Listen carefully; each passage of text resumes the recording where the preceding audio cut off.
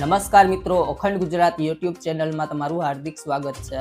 આગામી 3 દિવસ ભારે મધ્યમ હળવા વરસાદની આગાહી કરવામાં આવી છે। આ દરમિયાન ગુજરાતના કયા વિસ્તારોમાં રેડ એલર્ટ, ઓરેન્જ એલર્ટ અને યલો એલર્ટ જાહેર કરવામાં આવ્યું છે, આ તમામ માહિતી વિશે વિડીયોમાં વાત કરીશું। તો વિડીયોને અંત સુધી જોતા રહેજો અને ચેનલમાં નવા છો તો લાલ કલરનું સબસ્ક્રાઇબ બટન દબાવી દેજો। આગામી 72 કલાક માટે હવામાન વિભાગ દ્વારા અલગ અલગ જિલ્લા માટે અતિ ભારે, ભારે, મધ્યમ અને હળવા વરસાદની આગાહી કરવામાં આવી છે।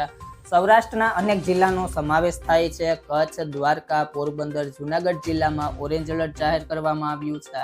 જામનગર, રાજકોટ, અમરેલી, ભાવનગર, ગીર સોમનાથ, આણંદ, ભરૂચ, નવસારી, વલસાડ જિલ્લામાં વરસાદનું યલો એલર્ટ આપવામાં આવ્યું છે। આ ઉપરાંત હળવાથી મધ્યમ વરસાદની આગાહી સાથે કચ્છ, બનાસકાંઠા, જામનગર, રાજકોટ, જૂનાગઢ, અમરેલી, ગીર સોમનાથ, ભાવનગર, સુરત, તાપી, નવસારી, ડાંગ, વલસાડ, દમણ, દાદર નગર હવેલી, છોટાઉદેપુર, નર્મદા, દાહોદ, ભરૂચ, વડોદરા, પંચમહાલ, આણંદ, ખેડા, મહીસાગર, અરવલ્લી, સાબરકાંઠા, અમદાવાદ, ગાંધીનગર, સુરેન્દ્રનગર, બોટાદ, મોરબી, પાટણ, મહેસાણા જિલ્લા માટે આગાહી કરવામાં આવી છે।